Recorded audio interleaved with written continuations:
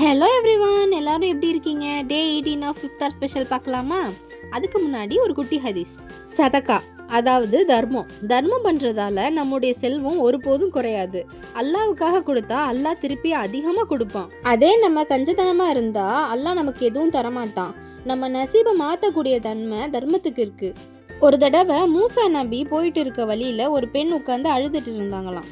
அப்போ மூசா நபி அவங்கள ஏன் அழுதுட்டு இருக்கீங்கன்னு கேட்டாங்களாம். அதுக்கு அந்த பெண் சொன்னாங்களாம், எனக்கு குழந்தை இல்லை, என் நசீப்ல அல்லாஹ் என்ன எழுதியிருக்கான்னு அல்லாஹ் கிட்ட கேட்டு சொல்லுங்கன்னு சொன்னாங்களாம்.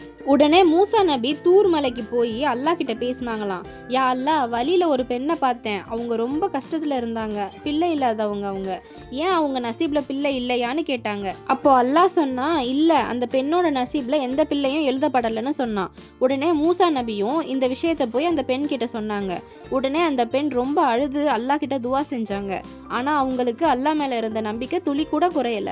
கொஞ்ச நாளுக்கு அப்புறம் ஒரு ஏழை அந்த பெண்ணோட வாசல்ல நின்று பசிக்கு சாப்பாடு கேட்டாரு. அவரு பசி நடுக்கத்துல ரொம்ப பலவீனமா இருந்தாரு. அவரை பார்த்த அந்த பெண் வந்து ரொம்ப இறக்கப்பட்டு அவங்க கையால 4 ரொட்டி சுட்டு அந்த ஏழைக்கு கொடுத்தாங்க. அவர் அந்த ரொட்டிகளை வாங்கிட்டு ரொம்ப மகிழ்ச்சியோட சொன்னாரு, நீ கொடுத்த ரொட்டியின் எண்ணிக்கை போல் அல்லாஹ் உனக்கு பிள்ளைகளை கொடுப்பான்னு சொல்லிட்டு போயிட்டாரு.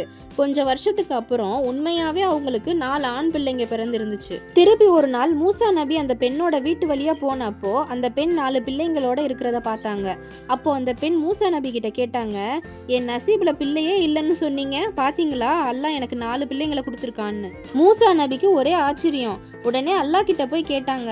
அதுக்கு அல்லாஹ் சொன்னா, உண்மையிலேயே இந்த பெண்ணோட நசீப்ல எந்த பிள்ளையும் இல்லதான், ஆனா அந்த ஏழையின் துவா பரக்கத்தால நான் அந்த பெண்ணோட நசீபை மாத்திட்டேன்னு அல்லாஹ் சொன்னான். அதுவும் இல்லாம நம்ம கொடுக்குற சதக்காக்காக மலக்குமார்கள் நமக்கு துவா செய்வாங்களாம். யா அல்லாஹ், அவங்க கொடுக்குறாங்க, நீ அவங்களுக்கு கொடுன்னு சொல்லுவாங்களாம்.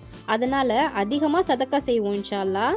சரி, இன்னைக்கு நம்ம வீட்டில் இஃப்தாருக்கு என்ன ஸ்பெஷல்னா நோம்பு கஞ்சி, சர்பத், ஆப்பிள் ஜூஸ், மெதுவடை, சமோசா தாங்க. உங்க வீட்டில் இஃப்தாருக்கு என்ன ஸ்பெஷல்னு கமெண்ட்ஸ்ல சொல்லுங்க. ஓகேங்க, நான் வேற ஒரு வீடியோல பார்க்குறேன். பாய்.